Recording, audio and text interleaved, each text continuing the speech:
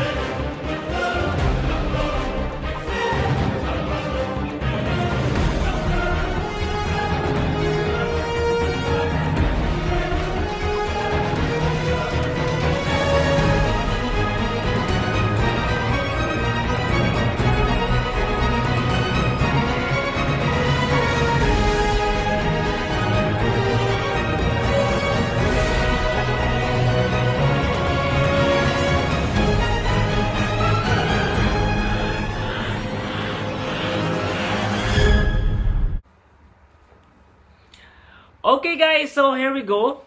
Ito, kamusta po muna kayo lahat?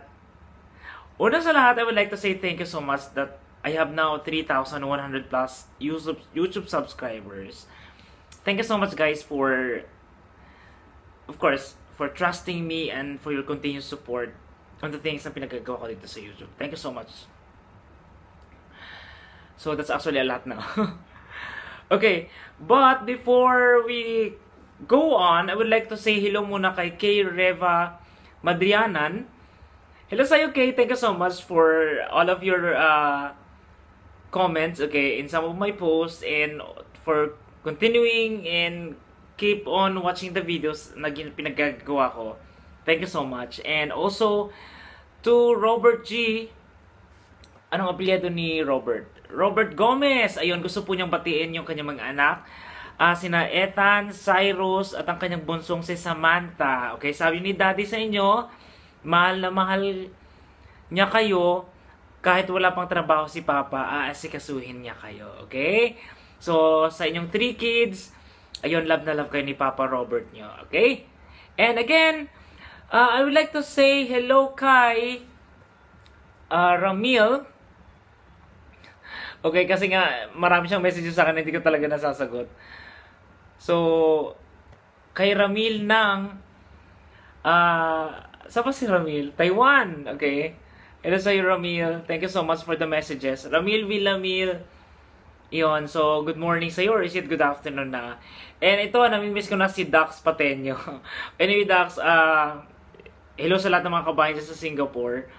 Okay, and yun lang muna yung greetings, okay? I think I don't have much time to talk about, to make my video longer. Okay, one of the reasons, guys, why I've been away for couple of days sa YouTube, it's because it does normal, okay? Na, of course, I cannot be available all the time. But then, kilala nyo po ako, as long as I am really available and I have really time, and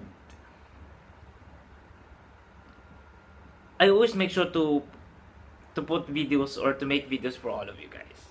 And I really like talking to all of you. And I really like sharing informations para po sa mga kabayan, mga OFW. Okay? So it's just that I have some personal issues. Okay? May mga problema akong na dinadanas. And I believe it's normal. Okay? So don't worry about me. I'm fine. Okay? And aside from that, of course, I have to be focused on the work I have right now. Especially po sa mga darating na mga araw, I'll be more busier, so redundant. So, magiging busy ako, it's because of a certain responsibility. And right now, kasi since sabi ko parang, okay, 1 year na lang ako sa Dubai, so I have to really make the most out of it, okay?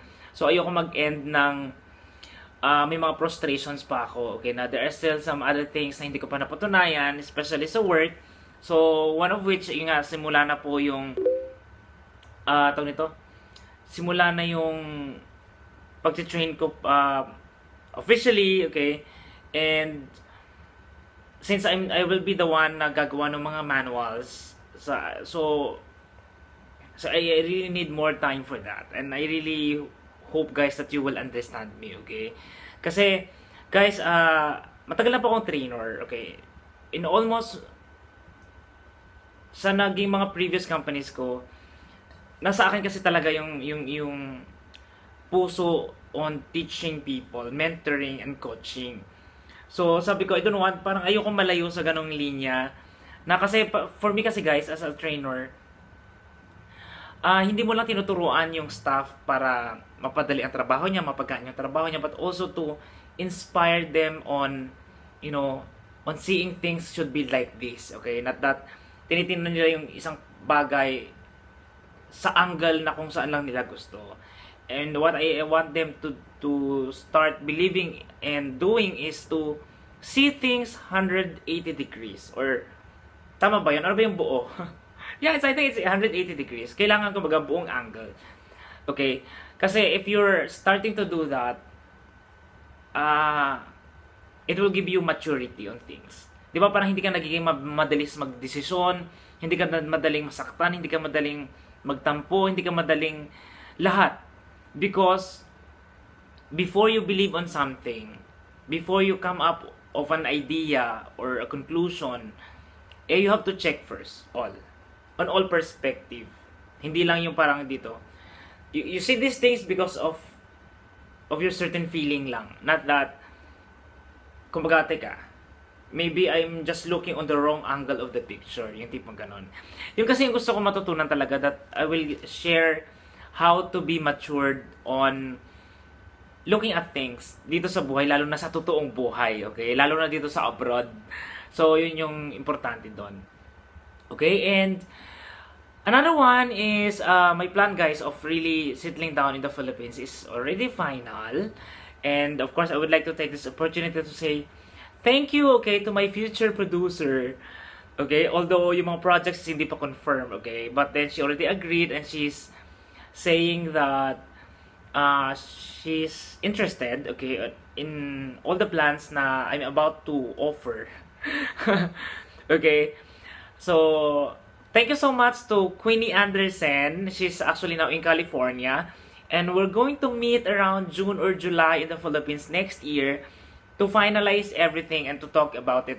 Okay, kumbaga parang formal namin pag-uusapan kung paano kami magtatrabaho together as me and her as my producer. Okay? But then right now, guys, the plans I have is actually to open a small company, okay, small business na focuses more on FYIs. Alright? So parang for your information. So it can be a YouTube video as well. It can be a travel video. Actually, automatic na yun. Na-promise ko na mag-travel ako in the Philippines and I'm gonna visit yung pinakamura pero pinakamagandang lugar na maaaring puntahan ng isang Filipino. And the reason for that also, guys, is because, diba, sabi ko nga, diba, I've been here in Dubai for more than 5 years. And sabi ko, nabuhay ang Dubai with tourism. And that's actually behind this plan of me why I'm gonna travel yung ilang part ng Philippines. Para ipakita sa buong mundo na since I am a YouTube partner, guys, may chance na my videos can be mapaprioritize na maging suggestions, okay, of let's say mga travel shows sa YouTube. So, I'll take advantage of that. And also to show kasi na sabi ko na Philippines is not that, hindi lang ito yung common things na ganito. You have to visit other place na something unique, something exotic, something cheap, okay? Hindi siya cheap pa yung lugar, okay? But kumbaga, when it comes to budget, not only just foreigners, also I would like to invite Filipinos to go that place, okay? Sabi nga nila, huwag maging dayuhan sa iyong sariling bayan. So, gusto ko yung purpose talaga nung videos na gagawin ko is to encourage everyone, okay? Not only just Filipinos, to really enjoy other places in the Philippines na talagang sadya natin may pagmamalaki. Okay? And aside from that, Of course, sabi ko nga, I'm inviting some of my friends na magtatayo kami ng parang mini talent agency, okay? Kasi parang gagawa kami ng mga videos. Parang ako, sisimulan ko na finally. Na parang siyang, it's a small company actually na itatayo ko. But then, it's a group of vloggers, okay? Vloggers, right? Na we're gonna do parang collaboration videos lagi. Okay? So, but then, our target is of course, yung tipong something viral, something recent, something updated sa mga current events and all. So, it's going to be fun. Kasi guys, I'm also planning another one is about a magazine in the Philippines na mamimigay kami sana ng free. Okay? It will be different. It's because lahat po ng mga newspaper, tabloids sa Pilipinas is news, okay? As in news, okay? Politika, about showbiz, about massacre, about rape, about kung ano-ano na lang na hindi magagandang balita minsan. And mostly yun ang laman ng mga tabloids. But then my plan actually is to have just this magazine or small magazine lang siya that talks about positive things. Para siyang FYI magazine where kapag may kopya ka nun, you will learn something from it. You will be inspired something from it. You will be motivated again after reading this magazine. Yung tipong ganon. Something na magpapa-uplift ng spirit mo that day. Something na, something to think of. Why not, no? Ba't hindi ko gawin to? So I think that's actually the plan I'm planning to open in the Philippines. So, sana talaga siya matuloy. And then, of course, so, most probably more on ganon yung mangyayari. So, I'm actually really excited now. Kasi, this is the thing that I like. And, for more than 5 years, I've experienced a lot kumbaga, working abroad na. So, I think it's enough. And, yun nga lang, I have to stop yung buhay sa Dubai. Fortunately. Kasi, of course, wala na ako sa Dubai. And it won't be unfair, okay, diba, na mag-share ako sa inyo ng videos na wala na ako dito. Okay, but then I believe, alam ko maraming mga lulusot ulit dyan na may mga lulusot din mga Filipinos na gagawa din ng vlog para sa inyo lahat. Okay, so don't worry guys. I will never change my Facebook page. I will never change my channel. Yun pa rin siya, yung nga papalitan lang namin yung title, okay? And, ayun. So, sana magkita-kita tayo dyan next year, okay? Sa lahat po ng mga gustong magtrabaho sa akin sa Pilipinas, okay? Na mababang sahod muna, guys. Kasi ang tatayo ko kasing kumpanya is ganito yan eh. Of course, kailangan mo magpasahod ng tao, kailangan namin kumita para mabuhay. But then at the same time, we're trying to help the Philippine tourism. We're trying to uplift some Filipino characters and alam mo, yung pagiging Pilipino, will think differently now because of yung mga ganitong FYIs na magpapamotivate sa kanila on a daily basis that they believe na, special pala ako today. Diba? Yung tipong gano'n. So at least, kahit nasa mababang parte na sila ng buhay nila, kumbaga, they were at the deepest moment of their life, kapag nabasa nila o napanood nila yung video or something, at least this is something na magpapabago sa decision nila sa buhay na, nga pala, na hindi ko kasi talagang pinush harder. Kaya hindi ko pa nakakamit yung buhay na gusto ko.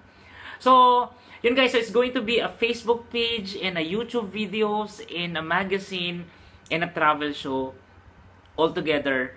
Plus, kukuha ako ng ilang talents. Okay, so I know it's going to be fun and I'm still praying for it na sana talaga everything will be possible kapag nasa Pilipinas na ako. Na sana talaga yung producer ko na si Queenie Anderson magustuhan lahat ng ideas and I believe she will like it. Okay? So yun lang guys. Alright, thank you so much guys for watching Buhay sa Dubai videos. Oh no. Buhay sa Dubai videos. Thank you for watching Coffee Break with Juni again. And yun guys. Thank you. Okay, may pahabol pa tayong greetings dyan. Anyway, sa lahat po ng nanonood nito, thank you so much guys. Bye! Have a nice day to all. Ciao!